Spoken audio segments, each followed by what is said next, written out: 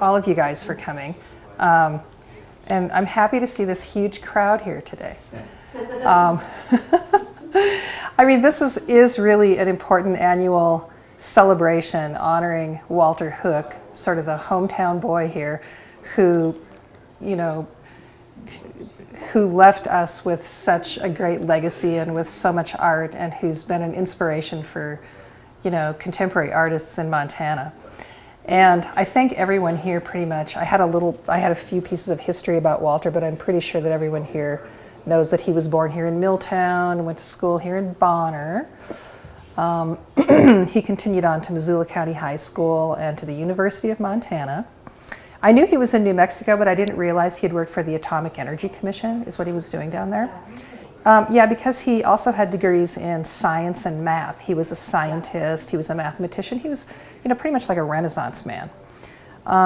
When he was down there in Albuquerque, he earned a master's in art from the University of New Mexico, and then that's how he ended up chairing the department back in 1955, as he had already had his master's degree. So he came back up and he actually chaired the department here, worked in the department here at the University of Montana from 1955 to 1977.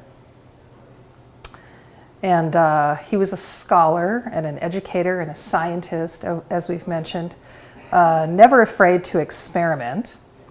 He had a clever wit that we all know about, and he was a true gentleman. So it's hard to find all those qualities in a person. And not to mention, he was an amazing artist. So I never met Walter Hook. I see he passed away in 1989. That's the year that I was just getting out of graduate school here at the University of Montana. But in my 3 years here in school, I did not have the opportunity to meet Walter Hook. He is one of our important grandfathers of contemporary art in the state of Montana, and so we owe him a lot. And he's, you know, he's in that same group as, you know, like Bob and Jenny DeWeese, and hi Doug. And you know, who are some of the others, like Francis Senska, and a lot of these professors that were at MSU in Bozeman at the time too, in the 1950s. And so, you know, they've left us, you know, in Rudy Audio, they're all the forerunners of contemporary art in our state, and they've left us with, you know, all of the incredible bodies of work and just incredible ideas that we can work from. So what I was kind of trying to do, so I had never met Walter, and it's been really fun to read a lot about him and to look at his work. And I thought, well, as I'm looking at the work, I'll try to identify some images or some ideas, you know, some similarities in imagery or concept that Walter and I shared. So of course, and I'm kind of going a little chronological. So this is this is a piece. This is a really early print that I made in high school, and I was 16, and I just learned the Holographs. So I was all very excited about the possibilities of textural and all that. And I used to work a lot with eggs. And as we all know, Walter has many works involving eggs. When they were in Albuquerque, they raised chickens, and so I think they had an abundance of eggs. And so that's how, I think, kind of how Walter ended up working with a lot of egg imagery, aside from the fact that it's just an absolutely perfect form. Okay, now as some of you guys know, my images are a little out of order, so I think I've arranged them. I don't think it'll be too much of a gap. Okay, so here's Custer's Last Stand, and most of these works of Walter's you're familiar with. And this piece is from 1971 also. I thought, well, we both made these egg pieces in 1971. And this piece is one of the many sort of tabletop tableaus that Walter created. And they're very surrealistic in nature. And one thing I noticed with some of these tabletop tableaus is just what an expert he was at creating these spatial qualities, like working with extreme foreground and then moving back, back, back, taking the viewer back, and then we've got all this stuff happening back here. When I was arranging all these, my husband Steve said, wow, there's that Custer's Last Stand piece that created all the controversy. I said, what do you mean? And he said, well, this is one of the pieces that that the MAM installed down at the City Hall as part of their public outreach program. And in no time, they got a phone call from someone who said that they found this very offensive to Native Americans. And they were shocked. I think they missed the point. And in typical Walter fashion, I love this.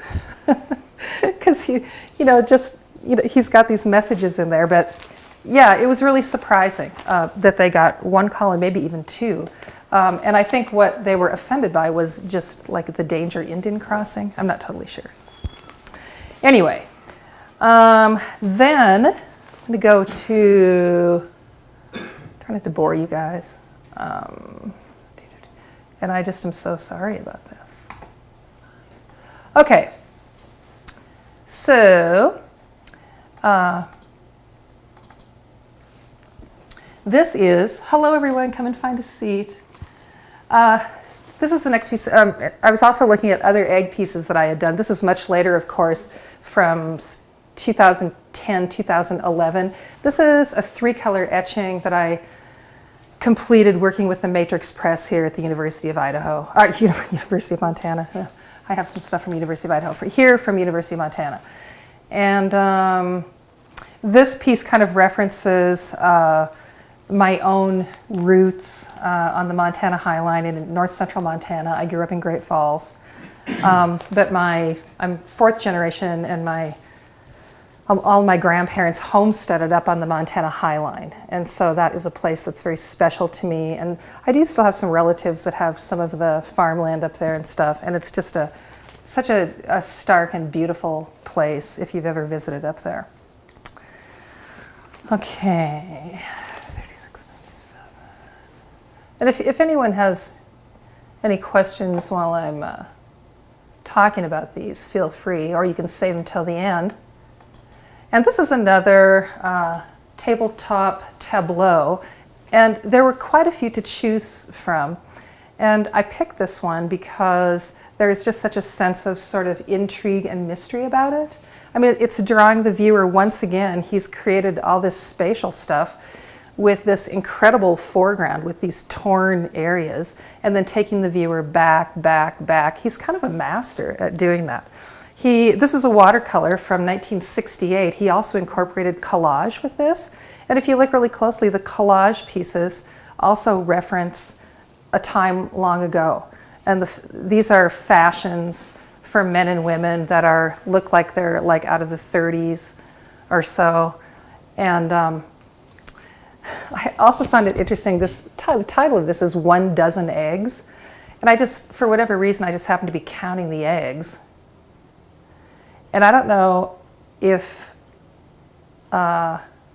somehow when this was first photographed, an egg got cut off, but I sort of think that there were only... I think it's the shadow over there. The shadow of the 12th egg is there. But the egg isn't there.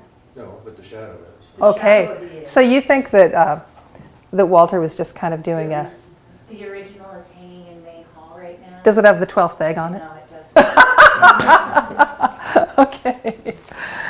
And I mean, he was very clever, with some of his titles and just incorporating these little things that would really, bring the viewer in for a closer look. Wouldn't it be a joke on form is substance?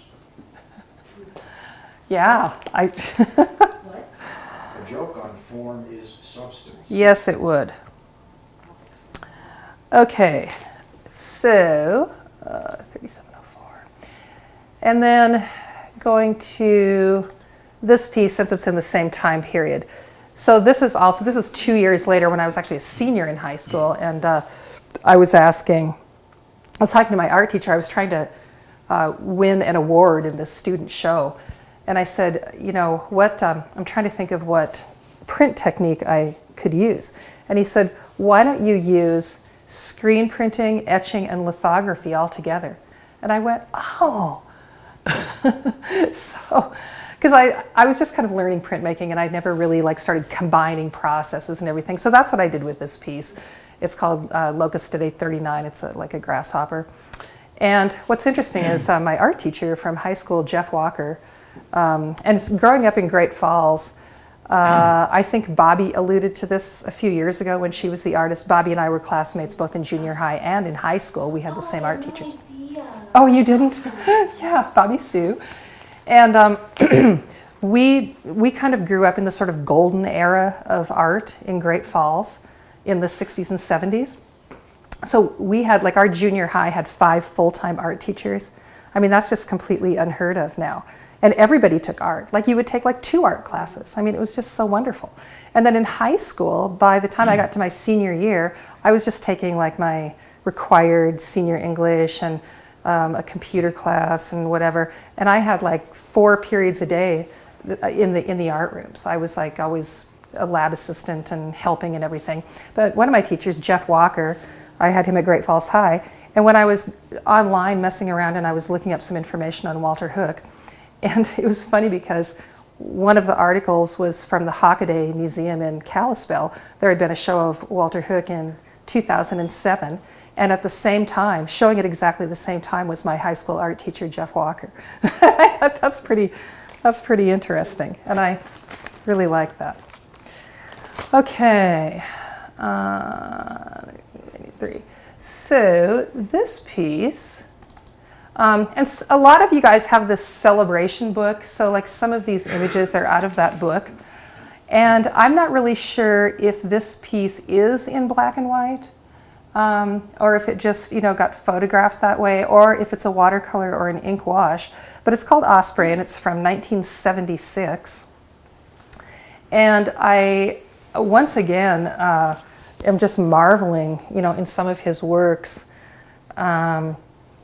his arrangement of composition, and then just the posture of the osprey. It's, he's capturing it like in mid-dive, and in just such a powerful way. I think we both have kind of affinity for avian species. He has a lot of birds going, and I definitely do.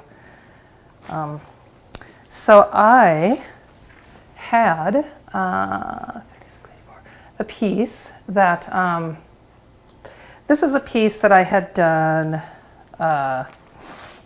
for a Raptors of the Rockies fundraiser. This is my osprey. I think it's the only osprey that I've ever made. But I really had fun finding similar subjects that we had worked from.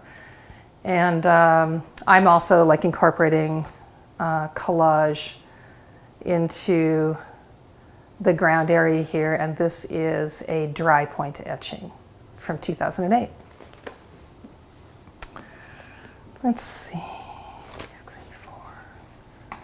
And that's about 16 by 20, I think. Then, I also noticed that Walter seemed to also have kind of a connection or an attraction to the corvid species, the ravens, crows, and blackbirds and things like that, which are definitely a huge interest for me. I think that he was probably attracted to them for some of the same reasons that I am. Their cunningness and their playfulness, and they're at the top of the avian intelligence scales. They're really smart and can figure out how to undo locks and everything. And once again, I'm just amazed at some of the challenging compositions that Walter set up for himself. I just don't know that many other artists that would set up a composition like this and tackle something like that. It's just incredibly difficult. Because first of all, you're trying to give the viewer, the perspective on this pile of lumber. He's also, having to, recreate the textural qualities of the lumber, and to work with all the spatial qualities, once again, taking the viewer back. And I think it's just a pretty marvelous composition. And that's from 1973. Let's see. 68. Here's a corvid piece that I had in just this last fall in an exhibition I had at the Missoula Artist Shop. And it's a mixed media piece that involves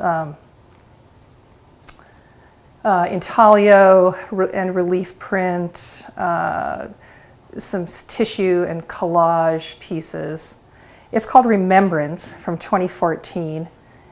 And I think that also, I've been working with, off and on with corvid species and ravens and crows and magpies and stuff for a lot of years. And I'm always interested in reading how symbolically important some of these birds are, in other cultures. And there's, many different myths and legends, and sometimes they stand for omens or, messengers of certain things, or standing for death. But they are very smart.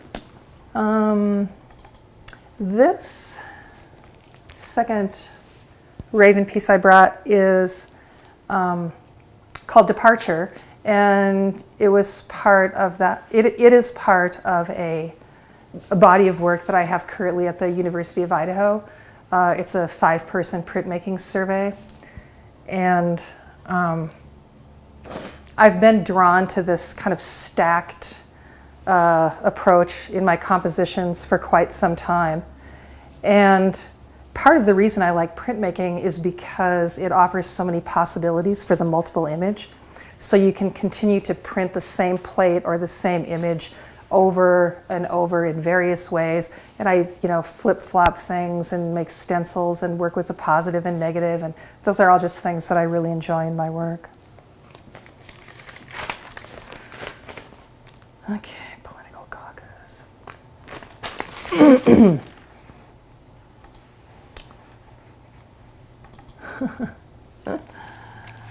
I love the title of this, Political Caucus. I don't think we had a year on this one by Walter, but I love the title, and it's kind of out of the, reminds me of the school of George Gogas funny titles for paintings. I also find it interesting that he has this grouping of pigeons standing along, apparently, a highway in the middle of the road. And that is a watercolor, and just a really lovely arrangement and really a nice treatment with the birds. So this is an older piece of mine from 2007. It's called Wish I May, Wish I Might. And once I started with the kind of, mixed process, mixed media stuff way back then in my senior year of high school. And I continue to work primarily with mixed media. And so here I'm incorporating monotype, relief print, and various collage materials, and a bit of drawing. And, although my work is generally narrative in nature, like Walter's work, who is very narrative, I think that our styles and our approaches in creating that are quite different. So we're still on the bird theme. This is a little piece called Perch. It's a holograph. It is from 2009, I think. And it's about 8 inches by 12 inches. And once again, just having a lot of fun with textural possibilities and just keeping it simple. Deb, Yes, Carol. I know on your holographs and stuff, like, what did you use for the ground and those leaves? Did you actually use a piece of something? And did you use actual leaves? Yeah, Or you know, just get the impressions of them or what? yeah, one of the reasons that I was first really drawn to the colograph, you know, back in high school is just that, you know, they're kind of the poor man's form of printmaking because you can just work with a piece of cardboard or an old piece of mat board. So yeah, my plate is cardboard, and then I collect all kinds of things. So this is like a piece of really old textural wallpaper. These are some kind of, they're not really plastic, but they're like some kind of weird material of these leaves I found somewhere. And then, you know, the rest of the stuff I'm creating, like the lines, drawing, I do that just with an X-Acto knife and dig into it like you would with a dry point etching, and then just pull out the little piece so that the ink can go in there and form that line. And other than that, I use a lot of, you know, glue and gel medium, and then for the dark areas, as you guys know, you're printmakers, but sprinkling into the wet adhesive either some kind of sand or carborundum or walnut shells or something that'll hold the ink to create the black areas.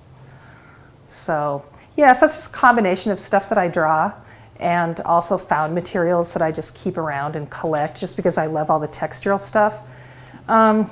This helix or spiral form I use a lot, and I'm just really drawn to that whole form, the continuum of life and the rotating continuous line around a fixed point. I've always really liked that.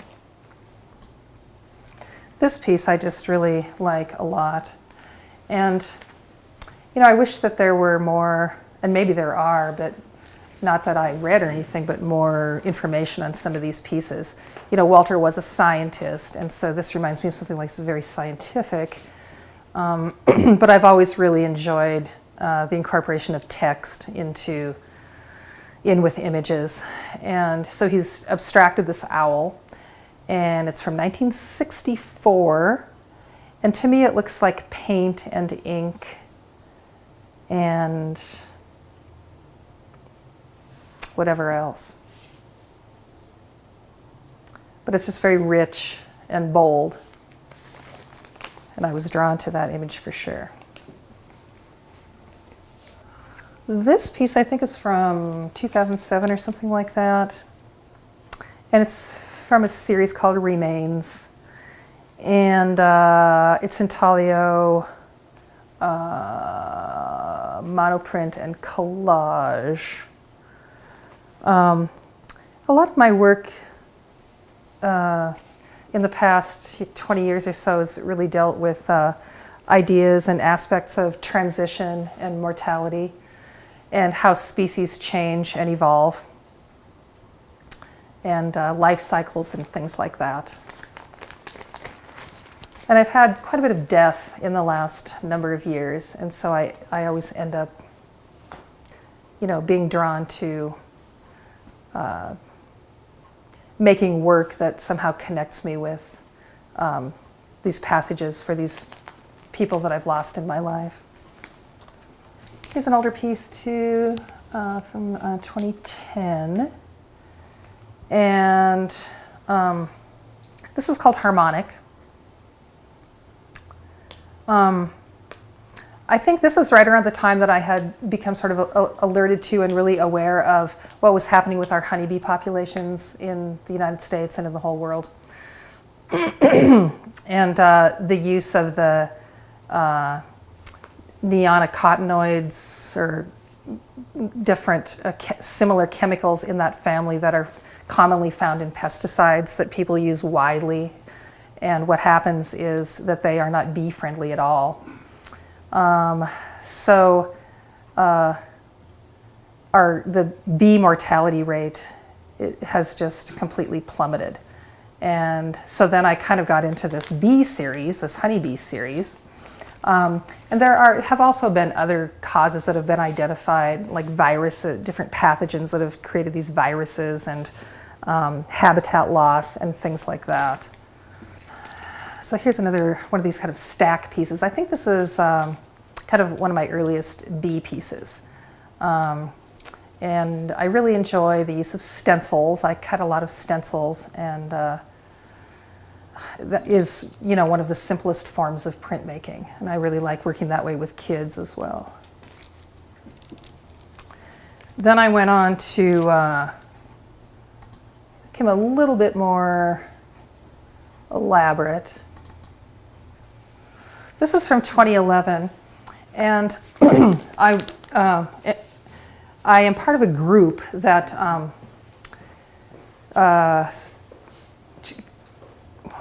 do projects together every now and again. We're kind of scattered around the state, but every 2 years we are the group that creates these installations in Great Falls. It's called the Urban Art Project, the UAP, and they have this parking garage downtown, and they built in these big giant windows into this thing that were actually designed for retailers to display their work and everything, but it didn't really get used that way, and so it's become kind of an art space. So my window, I had found these incredible images of bees, you know, it's very similar. This is actually a piece of one of them, and I just blew these things up and altered them and painted back into them. So my entire 6x8 window was just this frenzy of these bees. And then I had it kind of, you know, coming into sort of, you could sort of see this destruction and deterioration kind of coming down and resulting in this kind of a black hole sort of a thing. And I also have a piece from that too. So then I had already researched, you know, had these images that I was scanning and messing around with and everything. So I just decided to do this series. And this was number 2. And then I went to, this is Hive number 3. And these are mixed media pieces with a monotype and photo collage. And they are, so this was 16 by 20, the other one was 18 by 24. And then I went to, this is called Hive Collapse. And so this was kind of on the tail end of my B series. And it is monotype and collage.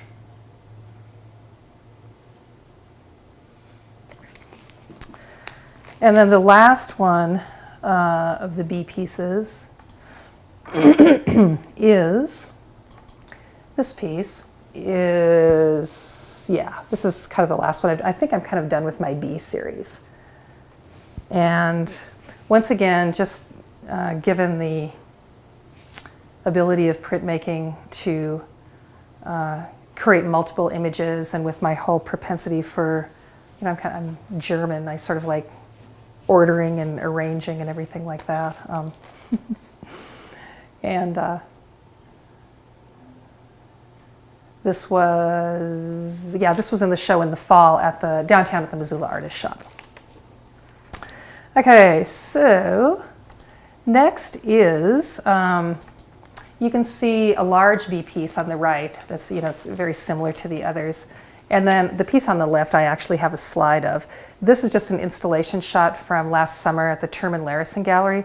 I was doing a 2-person show with Ellen Ornitz, and her piece is in the middle, and we had made a plan to create pieces that were dealing with sort of organic life forms and and sort of our own experiences with the natural world and just how species change and evolve and stuff. The piece in the middle is Ellen's, and I'll just put a plug in for the MAM auction, which is happening tonight, because Ellen has this piece in the auction. It's a huge porcelain piece, and the title is Algae, let me see, what is it? Study of Algae. And it's just a gorgeous piece. But our work went very well together, and it was really a fun show to do, just given how we were both kind of dealing with some similar subjects. Now, one thing I haven't dealt with too much is, but I wish that I had, because I just think that they're marvelous. And I know that from those early days in Albuquerque when Walter and his wife raised these chickens and had all these eggs and everything, that he often used chickens as a subject. And, you know, and they are kind of like pigeons. I mean, he loved those pigeon studies. And they have those same kind of, you know, head bobbing kind of things, and the way they communicate and everything is just quite delightful. And there's no date on here, but I figured this is kind of an early piece because it has that kind of look about it that might be like in the 60s. And it says watercolor. And I just think that's a wonderful painting. Really fun. He did a lot of chickens in 1955. 55? Yeah, he had a show of them in the hallway. It was now called Hellgate High School, and I walked through it. And I had chickens at home, and I was surprised to see that he knew what a chicken was. He was my art teacher, and I was a sophomore. Wow, lucky you, Doug. So this is more like probably from 55 or late 50s. Yeah, that's why I was surprised that was a watercolor, because the really black lines like that are hard to achieve with watercolor. And it could be some acrylic as well, because some of that's pretty opaque. Okay, but yeah, thanks for that insight. That's pretty fun to hear about.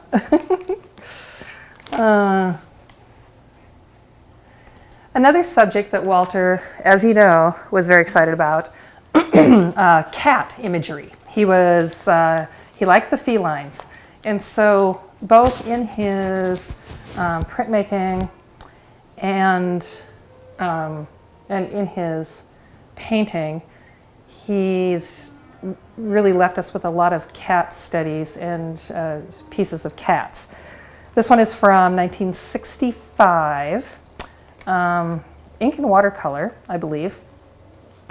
And in one interview, I think when Walter was asked about his frequent use of cats as subject matter, he described the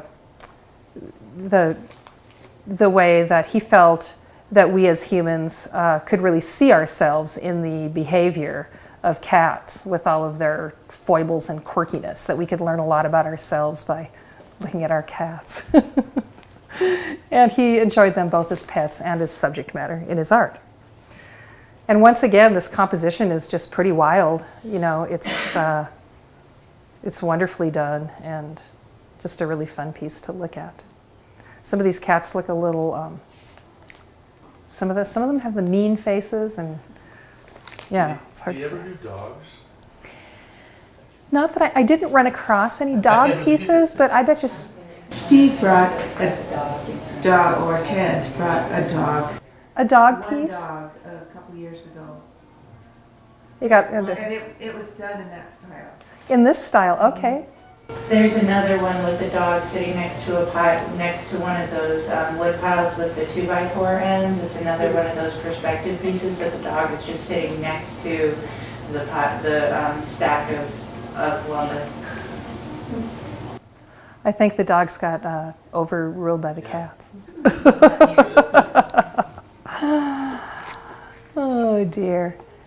And I think I only ever made one or two pieces that might have had a little cat in it, but nothing really major. Let's see, I'm going to go to just do these really fast. This is a little landscape. It's made up of intaglio print fragments that I just kind of turned into a landscape. And I'm just a person that in my studio I just don't really like throwing things away or wasting, so I'm really prone to cutting things up and reusing or printing over the top of, or I'm kind of a grand recycler, of my work. And so sometimes, some sort of image or thing that I used 15 years ago might like show up in a new piece or something. And I'm really drawn to that idea of kind of recycling. And then this is another piece that kind of in the same vein. It's called Bunting. And once again, it's kind of a winter landscape. And I'm just utilizing these fragments, they're just small fragments from previous prints I've made and then fitting them all together. Is it dark enough in here for you guys to see these? I see we have sun coming out. Okay, we're kind of nearing the end here. Then I kind of, also in the last few years, I've kind of had this seed pod series. And I'm just kind of drawn, you know, to, once again, the sort of forms and textures of a lot of like pods and nests. I'm going to show some nest pieces, and just the whole idea of them is, you know, serving as shelter and container and stuff like that. This is 20 by 26 mixed media relief and monotype and collage. Bev, is that piece sitting on top of something, so you have that shadow over there? Just a shadow, or is it part of it? This shadow right here Yes. is created because the piece is kind of bowing up. Okay. It's on a very thick paper. And then just continuing that, here's one of the larger pod pieces that was in the Term and Larison show last summer with Ellen. And, you know, I'm also utilizing these these found photos and then altering and going back in with graphite and just really, you know, drawing back into them. And then once again, just, you know, how much I love working like with these positive negative reversals and just the ordering and arrangement. And then let me show you one more from the pod series, I'm kind of done with this for the time being too. 52, 79. And once again, I apologize for the having to do these one at a time, because what happened is the order that I sent these to Al, he wasn't able to keep them in that order, so I've had to kind of find them. And then here's the last one of that pod series called, I just numbered them. I think it's called 27C or something like that. And I actually, on some of these, I actually drew the pods, and, you know, just, I really like drawing a lot, and I've been doing a little bit more, incorporating more drawing into my prints and into my mixed media works, and just trying to keep practiced with my drawing. Here's the piece that was to the left of Ellen's piece at the Term and Larison Gallery last summer. This is called A Wing and a Prayer. It's large, it's 2 feet by 3 feet. You know, and once again, Walter's interest and my interest in the avian world. It's just always fascinating to me to think of how birds can fly, how a wing is constructed, just how difficult it is actually to be a bird. And I've utilized Stencil, as you can see, and Italio monotype, photo transfer, and graphite. And then this was out of that show at the Missoula Artist Shop. It's called Nesting. And this is from 2014. It's 20 by 26. Relief print, graphite, photo collage. And I made this after I was teaching at an elementary school, or doing like an artisan residence program at an elementary school all of last year. And I went into this one classroom, and this teacher had been collecting nests for probably 20 years. And so there was like a huge table full of, 30 nests. And I was like, oh my gosh, and they were just so fascinating. I just loved it. This piece is called Passage. It's also 20 by 26, and it was out of that same show in October. I've actually been working with Dragonfly imagery for several years, And I just really love the elongated form of the body and, everything being symmetrical. And, some of the, there are many cultures where the dragonfly is seen as a pretty important creature, a pretty important symbol, often seen as sinister in many cultures. But for some Native American tribes, the dragonfly represents swiftness and pure water. Then a recent series for me is the Blue Urn series. This was one of the first ones. After my sister died pretty suddenly in July, I started working on some of these pieces, and I was just thinking of the odd notion of how what we have of my sister now is a blue urn, some ashes in a blue urn. And it's an urn that her 7 kids picked out for her, and it's now, kind of the centerpiece of their living room. But I just decided to make some pieces with the urn. And this is 2014, and I'm trying to think of the size of it. It's about 2 feet tall and about, 14 inches wide or something like that. Then I have a couple more blue urns. I have this one right here. And then these 2 urns that I'm going to show you now are Holographs, and they're part of this new show that's over at the University of Idaho in that print show. And these are 18 by 24. And this is called Blue Urn with Supermoon. And Carol, you were just asking about how I achieved some of this stuff. The blue in all of these is a sheen collé process. So the blue in all these is actually a piece of paper. And some of you guys know how to do this, so that you ink up the entire plate, and then you place the piece of paper face down on the plate with some adhesive on the back of it. Put the paper over that, run it through the press, and then when you take the paper off, when you pull up this paper, this piece of paper is stuck to it and then has everything printed over the top of it. It's pretty slick. So it's a way to use another color without having a whole nother plate or inking something up separately. You can just, use a piece of decorative paper or tissue paper, whatever. And then the last urn is, I don't think Walter worked with any urns. This one. How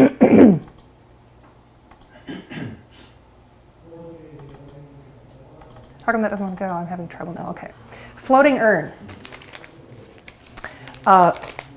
My sister had a nickname of Toad, and so that's kind of where that comes from. And then Carol, once again, I'm getting some of this from an old-fashioned piece of wallpaper that has this kind of like floral, kind of organic design on it that is really fun to just, put a protective coating of something and then ink it up and run it off. Did that wallpaper have it had enough texture and stuff to it so when you could ink it? Uh-huh. Yeah, and those are getting really hard to find. Those are old-fashioned. Was it flocked? Was it what? Flocked? No, the flocked ones, those velvety ones, just suck up the ink, and they just start, because they're so black. I mean, they're fun to use, but you have to be really careful. So, but yeah, it's hard to find those old-fashioned wallpaper books, and I just love to use them. And then I'm going to zone in on the end here. I have a couple more pieces from the current show, that Idaho show.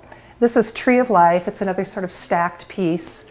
It is a little holograph, and the plate is just like, it's like 10 by 12 or something. It's not very big. How'd you get to reverse it on the bottom?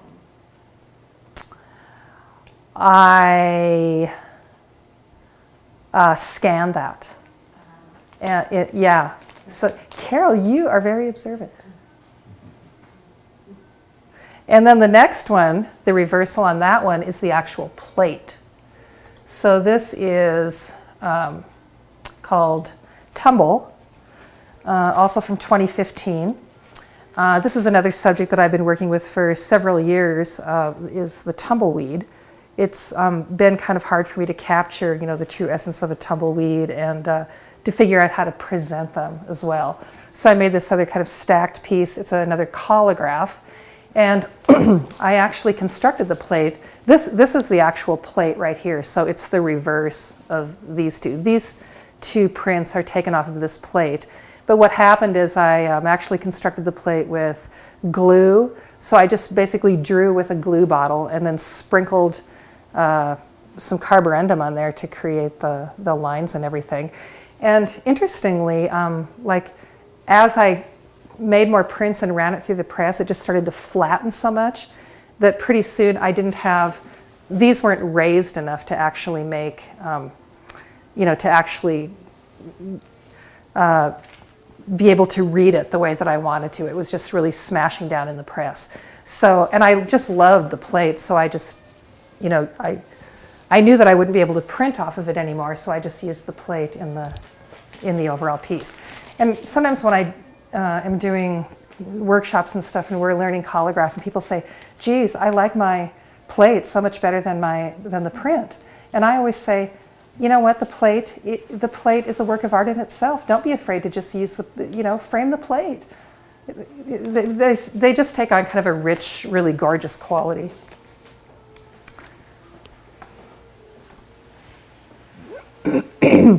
One thing I know Peter's done is with the plate, and in addition, the final one, like not to clean it and have that ink still in there in the plate. Right.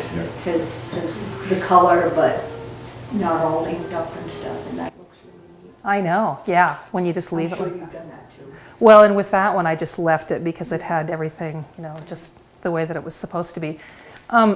Yes, sorry about the quality of this slide. It's under glass and it's reflective and everything. But this is the most recent piece, and it went to that show in Idaho. This is called Here and Beyond, 2015. It's 2 feet by 3 feet. And it's just another piece, you know, kind of referencing the death of my sister. It speaks about transition and journey. It is mixed media, intaglio relief, photo collage, transparency, and tissue. All right, these last 2 images that I want to leave you guys with. This one I liked quite a bit, and it is called Missoula from Milwaukee Depot by Walter Hook. It's watercolor and collage. And, you know, he was not afraid to experiment with all these different styles.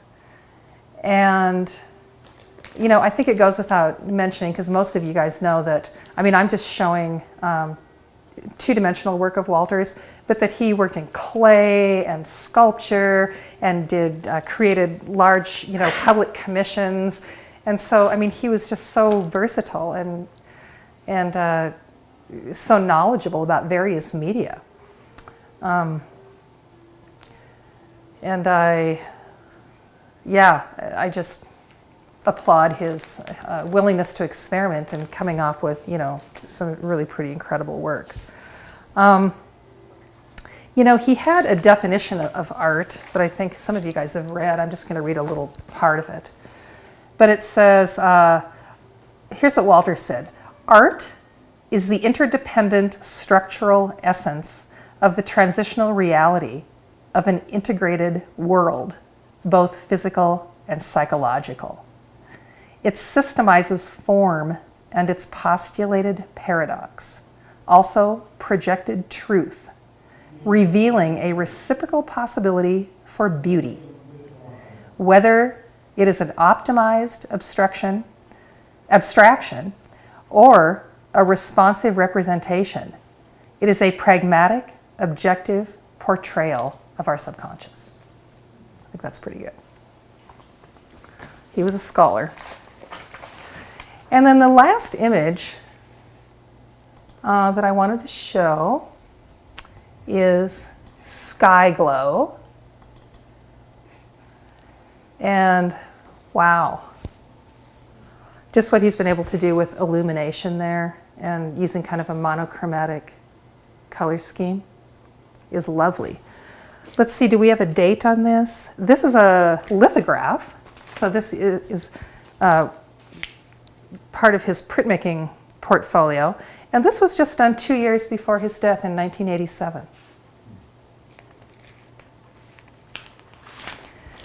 And then I just want to leave you guys with, some of you have read this, it's just a little quote in the little blurb that was written by Margaret Mudd in here. And she said, when Walter died unexpectedly in 1989, those who knew him and who loved his artistic voice were shattered in many ways. In many ways, he was at the height of his power as an artist. Freer than ever to investigate, he considered no place or object beneath his interest. In an age when process and concept were all the rage and the end of art was being proclaimed by some, he continued to observe the familiar in order to speak about the unseen. The transparency of a poppy's skin, the fire beneath a sun-soaked landscape, the density of a bramblewood spoke less of themselves and more of that exquisite struggle for homeostasis he wrote about. It was there that Walter Hook took us to the profound tension of our irrepressibly valuable condition as human beings. He brought us. How lucky we were to have such a guide. How delightful it is in this volume of extraordinary Hook images to celebrate that journey once again, which is what this event is all about every year. And thank you, Erin, for keeping it going and for keeping the spirit of Walter alive in our community. Thanks for coming, you guys. You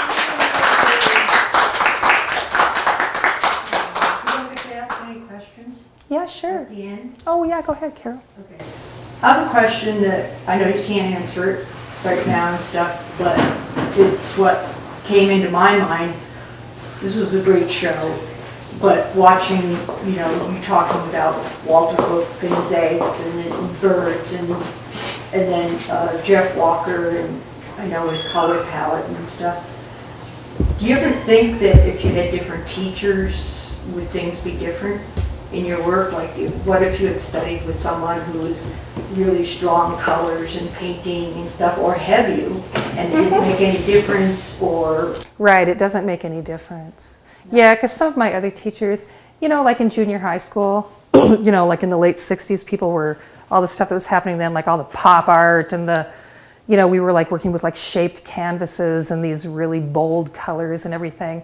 And I've never been very drawn to that. I think my sensibility is just more of a kind of, subtle tones and stuff like that. The artists that you were drawn to are the ones you were drawn to, and that's Well, just the artists I'm drawn to, their work is really different from my own. oh yeah, but I'm just saying it's not, I don't know what I'm saying. So what else is new? Well, and I just applaud, like I was saying before, the people like Walter Hook and the Deweeses and the Audios and the Francis Senskas and who else am I forgetting? The people that have passed away, Freeman Betts and, they all moved to Montana from somewhere else. They were schooled somewhere, except for Walter was born and raised here. And they came here and brought their knowledge with them and helped to set up all these programs and worked as educators. And, I'm just so grateful for that. They really got the ball rolling here in Montana. So. And Bill Orman. Yeah, Bill Orman. Mm-hmm. In a different sort of a way. But He yeah. taught people and inspired people in a really quiet way, not, as a professor, but. Oh, I wouldn't call it quiet. He had a show in a local bank And the people that came in, the customers, hated it so much that bank people had to move the show to the bank hall. I guess if it doesn't stir up some dialogue and a little controversy, then it might not be as effective of an art piece as it could. Anything else? Any other questions? All right, you guys, thank you so much. you. All right. Yeah.